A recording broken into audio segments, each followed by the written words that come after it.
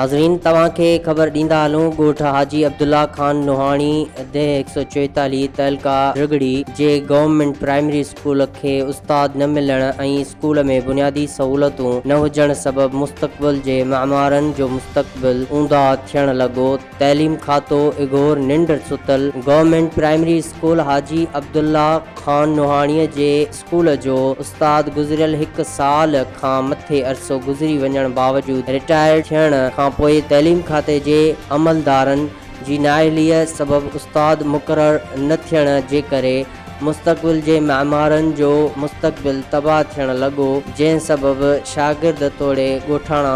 सरापा एहतजाज बणियल। उन मौक़े ते ॻोठाणनि हाजी अली मोहम्मद नुहाणी, शकील अहमद खान नुहाणी, हाजी अल्लाह बख्श नुहाणी ऐं ॿियनि सहाफ़िन सां वीचार वंडींदे चयो त गुज़िरियल 1 साल खां मथे अरसो गुज़री वञण बावजूद स्कूल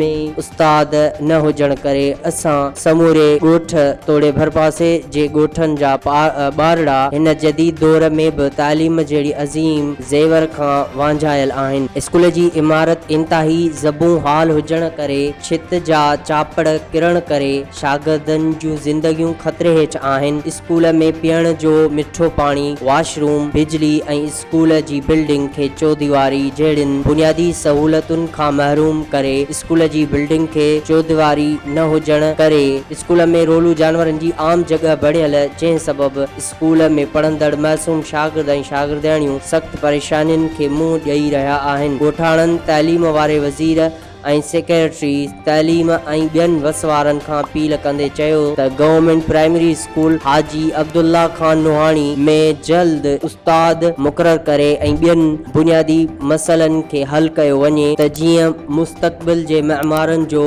मुस्तक़बिल तबाह थियण खां बची सघे।